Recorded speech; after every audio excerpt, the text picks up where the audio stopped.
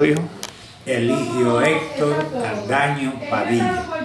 Cuénteme, don Eligio, me dicen que usted también fue de los combatientes de la guerra del 65. Mi vida militar comienza de la siguiente manera. Ingresé al Ejército Nacional el día 16 de marzo de 1959. Casualmente aquí en la Fortaleza del Sello. Fui trasladado al campamento militar 18 de diciembre a pasar centro, como se hablaba en aquella vez, o se decía. De ahí estuve 2 años, 4 meses en el Ejército Nacional. El día 10 de julio del año 1961 salí en orden traspasado a la Policía Nacional a raíz de la muerte del tirano Rafael Leónidas Trujillo Molina.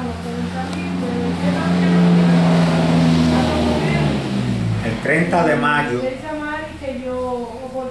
casualmente, de 1964, dentro del Palacio de la Policía Nacional, fuimos detenidos, acusados de participar en una trama en contra del jefe de la policía de esa época, general Belisario Peguero, y del gobierno de facto que había,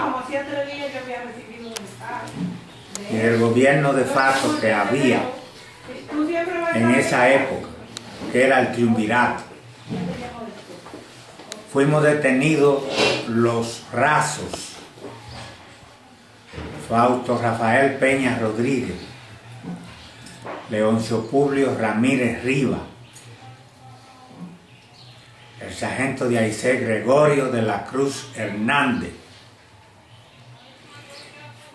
el Razo Hermenegildo Vélez Paulino y quien les habla, Eligio Ardaño. Fue el primer movimiento revolucionario en las filas militares de aquella época, por la constitucionalidad, o sea, el regreso de Juan Bosch al poder, la restitución del gobierno constitucional que había sido derrocado en el golpe de Estado de septiembre de 1963. De ahí fuimos a la cárcel por varios tiempos. Estuvimos alrededor de 1 año presos. Fuimos indultados por una insistencia de Amnistía Internacional de aquella época. Fuimos indultados en el mes de febrero de 1965. Los policías que estábamos presos fuimos distribuidos en diferentes cárceles del país. Yo me encontraba en La Vega. A pocos días de ser indultado, comenzó la revolución del año 1965 y estuvimos insertados en la zona revolucionaria. Conocíamos perfectamente al coronel Camaño, debido a que fue mi instructor en el año 1959, siendo él capitán del Ejército Nacional. Había sido trasladado de la Marina al Ejército en el campamento militar 18 de diciembre. Después estuvimos en la Fortaleza Osama, ya siendo él coronel, comandante de los cascos blancos. Quiero aclarar esto. Yo no sé si mis demás compañeros están vivos o están muertos, y es bueno aclararlo para que se sepa que 5 policías en esa ocasión fuimos los primeros en complotar, en luchar por la restitución del profesor Juan Bosch al poder, porque volviera la democracia, porque desapareciera la asquerosa dictadura del triunvirato y del general Belisario Peguero, porque en esa época se consideraba que aquí había un régimen policial, o sea, estaba por encima del gobierno de esa época. Nosotros nos adherimos a la lucha en la zona revolucionaria y estuvimos ahí hasta que pudimos seguir combatiendo.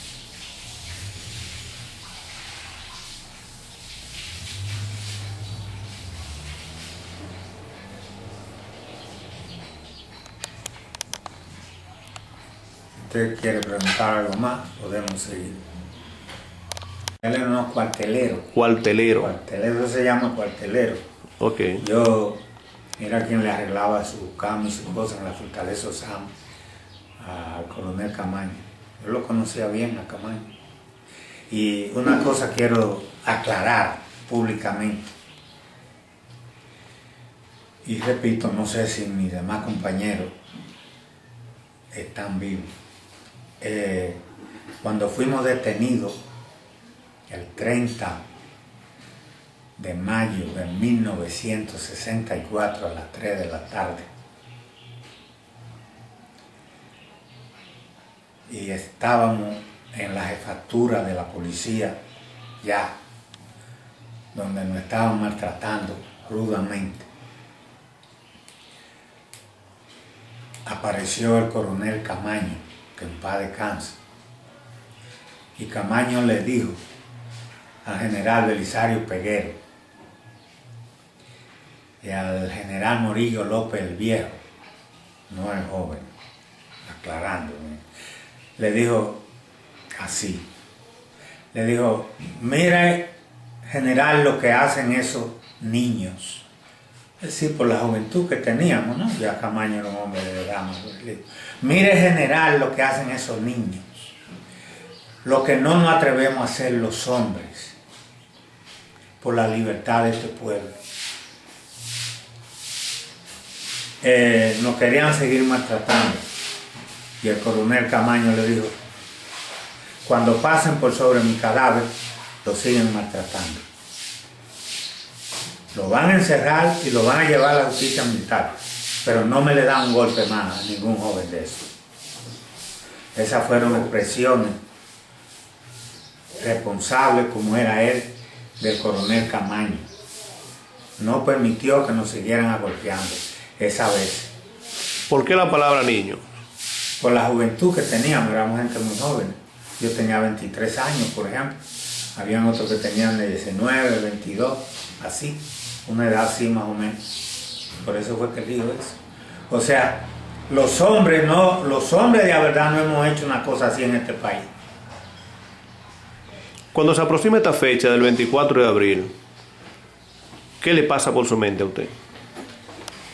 Algo muy grande: la libertad del pueblo dominicano, la desaparición de una dictadura que estaba causando estrago en este país, el mal gobierno que representó el triunvirato encabezado por don Enrique Abad. También me recuerda gratamente al coronel Francisco Antonio Camaño y a todos los héroes que ofrendaron su vida en aquella vez o después por la misma causa.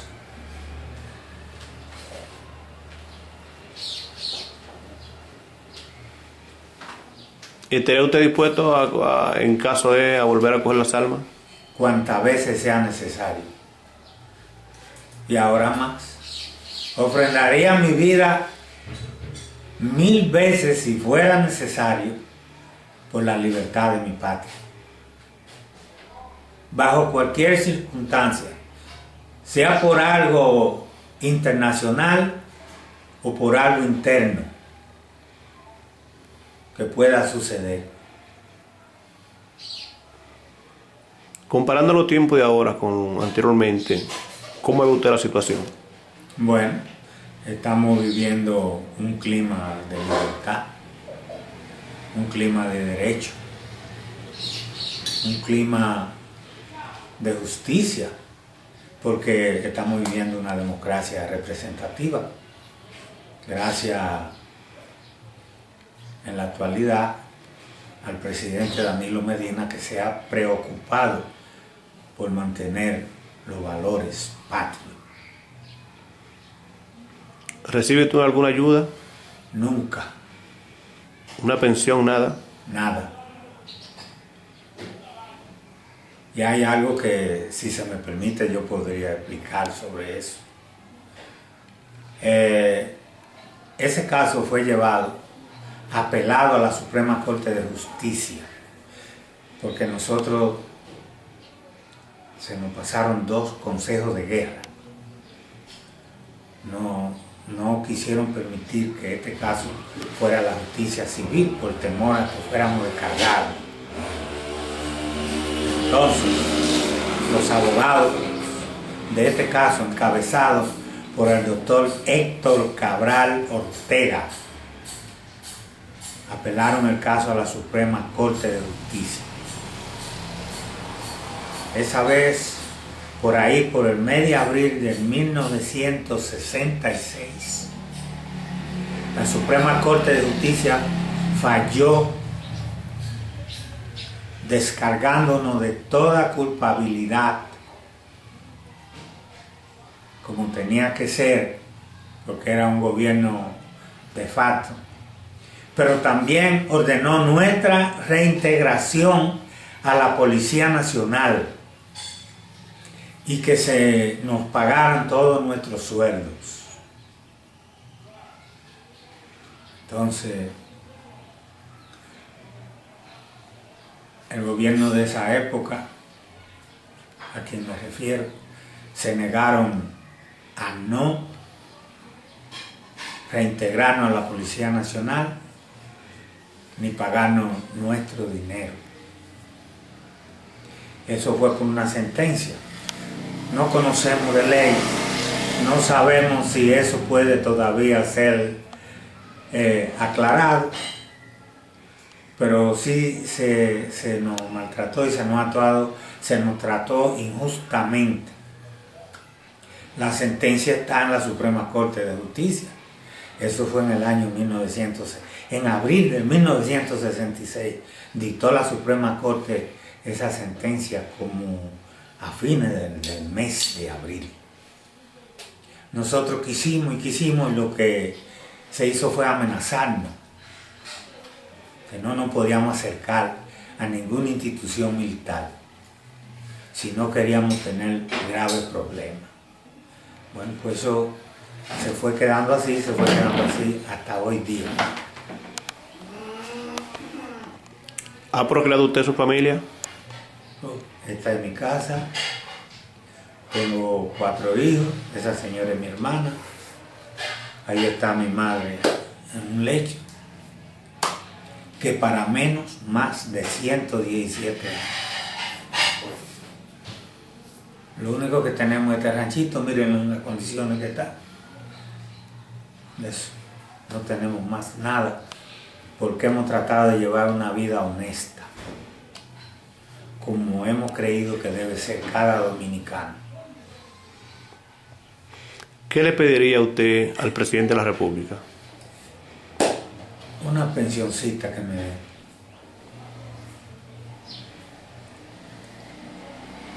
Porque si se hubiera actuado con justicia, óigame bien, yo tuviese una pensioncita, porque legalmente yo era militar y fui sacado a la fuerza. Acepto que era una dictadura, sí, eso está bien, pero después que hubieron los cambios, ¿por qué eso no se corrigió? ¿Por qué fue sacado a la fuerza usted como militar? Por complotar. por complotar en favor del gobierno del profesor Juan Bosch. Eso está en todos los periódicos de la República Dominicana de aquella época. Esos documentos están en la jefatura de la Policía Nacional, porque la Policía Nacional no omite nunca. Todos esos documentos de lo que pasó, del proceso, de por qué, eso está en la policía. Y eso, si lo quieren revisar, lo pueden revisar para que vean el expediente que se nos instrumentó al grupo que estábamos presos por eso. ¿Su nombre es? Eligio Héctor Aldaño Padilla. ¿Fue ascendido a algún rango usted? No, señor. Nomás era raso. Apenas tenía 3 años en la policía. Duré varios tiempos preso por eso. Ok.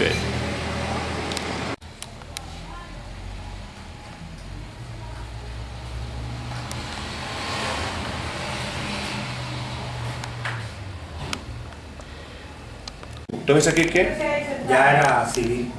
Ok. Sí. Duré 15 días en una solitaria subterránea que en esa ocasión había o hay en el Palacio de la Policía Nacional. Esta tortura era de la siguiente manera. De día encendían un bombillo de 650 bujías para torturar a uno por el calor. De noche lo apagaban. Entonces uno estaba en esa solitaria de noche padeciendo de un fuerte frío, porque eso está debajo de la tierra. Además de eso, teníamos que tomarnos el agua del bacinete del sanitario, porque no le pasaban a uno agua potable para tomar. Ahí duramos 15 días encerrados. A los 15 días nos subieron a otra solitaria en el mismo Palacio de la Policía, en el segundo nivel del Palacio de la Policía Nacional. Duramos completos 5 meses en solitario, porque del Palacio de la Policía fuimos trasladados a la Fortaleza Osama, y de la Fortaleza Osama fuimos trasladados a la Penitenciaría Nacional de la Victoria, todo en solitario. De la Penitenciaría Nacional de la Victoria nos trasladaron a diferentes cárceles del país. Yo me encontraba en La Vega. De esa época me encontraba en La Vega. Ok, ¿y junto a quién estuvo usted en solitaria ahí? Solo. Cada quien en su solitaria. Okay. Esas solitarias son subterráneas, si existen. ¿No murió alguien ahí? ¿No mataron a alguien ahí? No, en la solitaria que yo estaba, de ahí habían sacado a Henry Segarra Santos, este revolucionario que después se determinó que había sido asesinado en esa época. Okay.